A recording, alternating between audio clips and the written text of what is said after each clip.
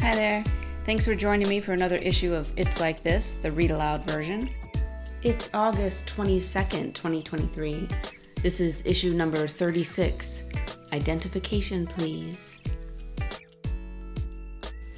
All I wanted was something official to document that my son has a medical condition that should be printed on his state ID card. I suggested some simple wording to argue for an autism label, like, this developmental disability impedes his ability to communicate. The letter his doctor's office sent made me wince.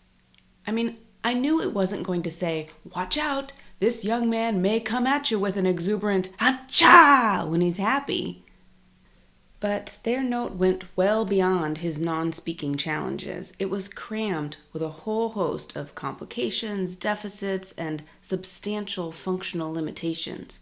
Sensory sensitivity, rigidity, anxiety, all of which can contribute to the potential for extreme distress.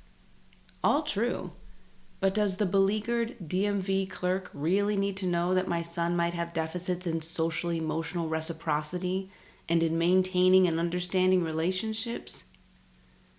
It stings to introduce my son with the bleakest words about autism. We are forced to use harsh letters like this all the time, endlessly needing to prove the severity of his condition.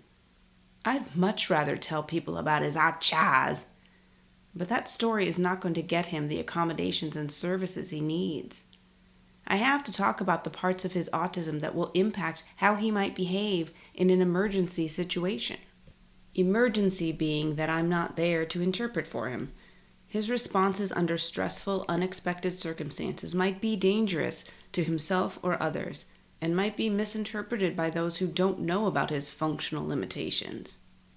The risk assessment on my son's service plan says that he must never be left alone in public.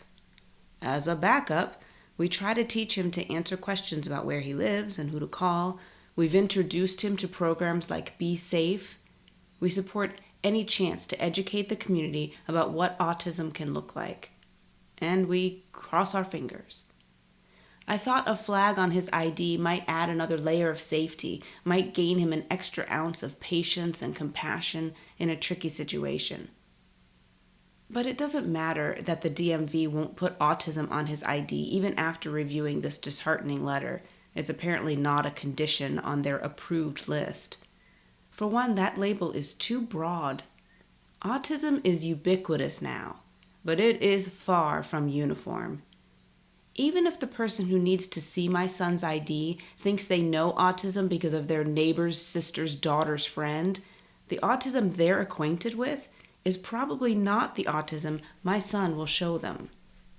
His autism is not so easy to flag. It's almost like it takes a full-page bulleted letter to explain it. We settled on a "See Medical Card" note that may at least give someone an alert. But in reality, by the time they dig around in his wallet to find the autism explainer card, his flaps and fidgets and squawks and stomps will alert them one way or another. In an ideal world, people would see him and understand. And he wouldn't need no stinking badge.